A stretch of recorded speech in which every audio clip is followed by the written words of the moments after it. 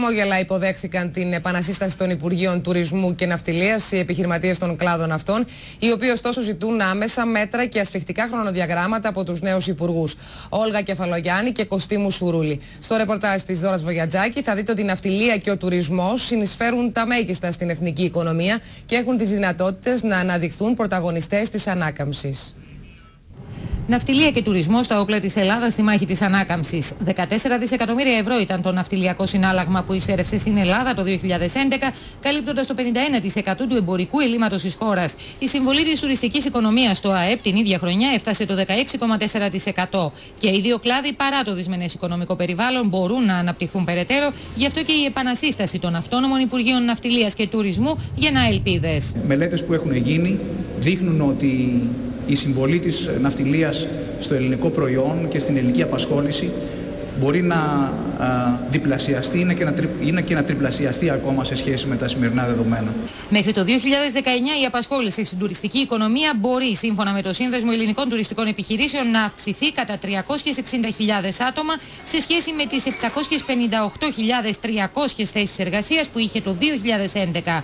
Μείωση φορολογικών συντελεστών και τελών, επανεξέταση των χορηγήσεων βίζα και βελτίωση της εικόνας της χώρας στο εξωτερικό ζητούν οι επιχειρηματίες από τη νέα κυβέρνηση και την Υπουργό Τουρισμού Όλγα Κεφαλογιάννη. Τα χρονοδιαγράμματα ωστόσο πρέπει να είναι ασφικτικά. Ο εσωτερικός τουρισμός έχει καταρρεύσει, ο εισερχόμενος τουρισμός είναι 15 με 20% κάτω. Πρέπει να κερδίσουμε τον χρόνο που έχουμε χάσει.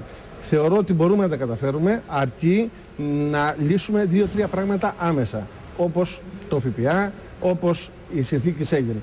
Καυτή πατάτα για τον Υπουργό Εμπορικής Ναυτιλίας Κώστα Μουσουρούλη είναι το ακτοπλοϊκό. Τόσο για τη σύνδεσή του με το τουριστικό προϊόν, πολύ περισσότερο όμως για την απρόσκοπτη συγκοινωνία των νησιωτών. Οι ακτοπλοϊκές εταιρείες αντιμετωπίζουν στο σύνολό τους σοβαρά οικονομικά προβλήματα και ζητούν άμεσες λύσεις για να μην καταρρεύσουν. Εάν ο ΦΠΑ φτάσει στα επίπεδα για τα ακτοπλοεία, φτάσει στα επίπεδα όπως είναι τώρα ξενοδοχειακές υπηρεσίες, θα είναι ένα τεράστιο όφελος.